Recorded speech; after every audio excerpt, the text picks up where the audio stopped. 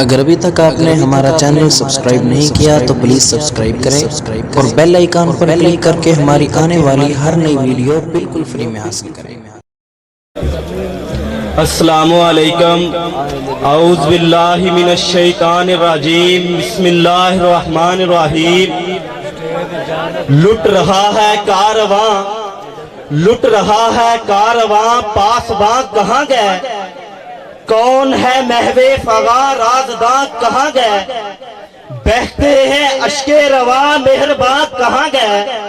اٹھتا ہے دل سے دعا، دلستاں کہاں گئے؟ علی وقار 14 اگست 2017 پاکستان کا 17واں یوم آزادی۔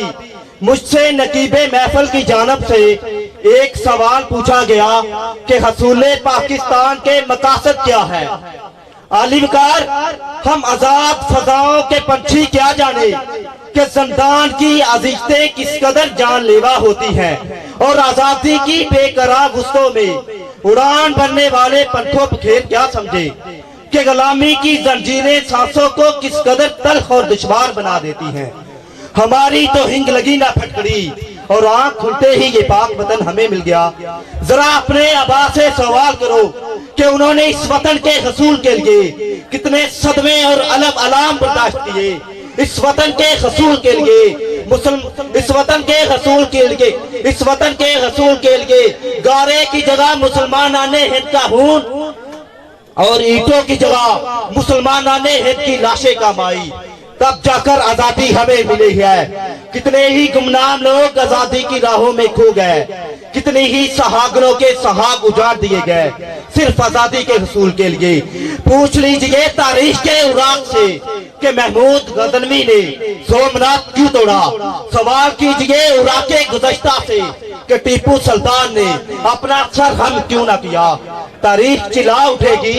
یہ دو قومی نظریہ تھا جس نے انہیں ہما قسم کی قربانیاں دینے پر مجبور کر دیا، جس نے نہتے افراد کو مسلح جدوں کے سامنے کھڑا کر دیا۔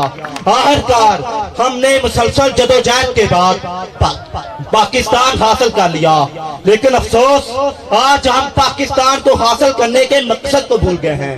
پاکستان تو اس مقصد کے لیے حاصل کیا تھا کہ ہم یہاں ایک پرسکون اور خوشگوار زندگی بسر کر سکے، ایسا خطہ ارض جو رشوت، سفارش، اقربا پروری، دوست داندلی جیسی وباؤں سے پاک ہو۔ لیکن افسوس ابھی پاکستان کو قائم ہوئے تھوڑے ہی دن ہوئے تھے کہ پاکستان کو بنانے والا لیڈر پاکستان کو بے یار و مددگار چھوڑ کر اپنے حال کے حقیقی سے جا ملے۔ آج ہمارا پیارا پاکستان زخمی ٹوٹا پھوٹا اور کمزور معیشت کا حامل ہے۔